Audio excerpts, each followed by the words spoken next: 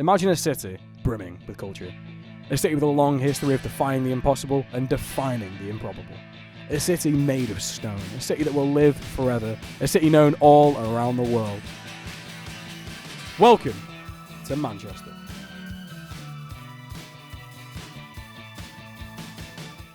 Manchester's musical history has defined music culture across the nation for decades, with bands like Oasis, the Stone Roses and Joy Division calling the city their home. Nowadays, the city remains a breeding ground for indie artists with a varied mix of inspirations. These artists all come from their rough starts. Manchester's iconic venues, ranging from huge arenas seating thousands to small bars with cheap pints. There's a venue for each artist. I'm Dan Best. And I'm Lewis Logan, and this is Music in Manchester. This is Manchester Academy, a playground for artists to test their limits and show their abilities. The Academy began hosting concerts as early as 1963, focusing on jazz due to its popularity at the time. Eventually it became a staple in Mancunian music, with artists as big as AC/DC and Jimi Hendrix performing here. Nowadays it lends itself to smaller, upcoming artists, like Paradigm, whose frontman Louis Garrett we'll hear from later. Here we are at Spinning Top, Stockport's response to the O2. Here, local artists are given a stage and a voice, allowing them to display their musical talents for the world to see. This is where indie's grassroots really take hold. Upcoming artists like Paradigm make smaller venues like this their home. These are only a handful of the hundreds of venues available across Manchester.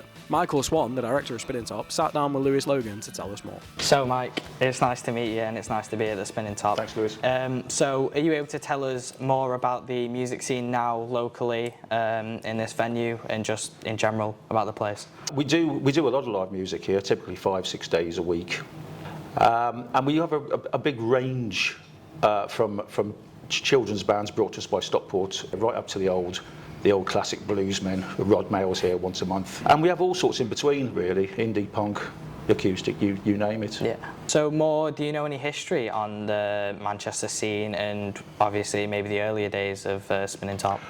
I come to know about it through the Manchester scene, late 80s. It was very much the Manchester thing and everybody else was looking in. But of course the Stone Roses, Happy Mondays, they were massive countrywide and around the world, but it was very much clearly a Manchester thing. So speaking more on like Manchester and stuff, and obviously I think around the time, obviously it was so big, there was so much encouragement. And do you think now in earlier days with upcoming bands or some of the bands that didn't make it, do you feel that like maybe there should be more encouragement now or maybe there wasn't enough? I think the problem nowadays is there's not enough public demand. There's lots of original material and really good quality bands where I think, good grief, if that was 20, 30, 40 years ago, they'd probably been signed and made it.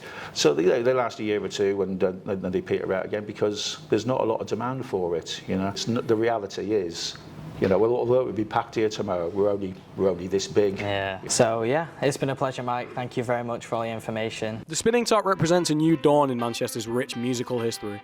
The city's music heritage lends itself to some of the most iconic bands in the world. The story begins in the 60s with pop music taking the world by storm. By the 70s, Manchester had become the culture capital of music, rivaling global cities like New York, New Orleans and Vienna for the most iconic musical cities.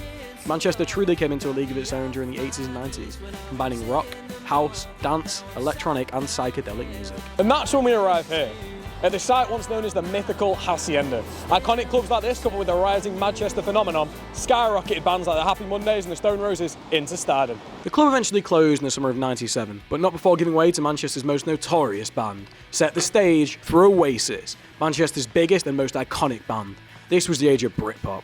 Oasis v Blur dominated the media, with both bands battling out on the stage. The bands both had similar births, both beginning as tiny indie artists, both ending as cultural legends. Here's Lewis with Louis Garrett, who's on the same track. So, Louis Garrett, it's nice to meet and talk with you in the studio. How are you feeling?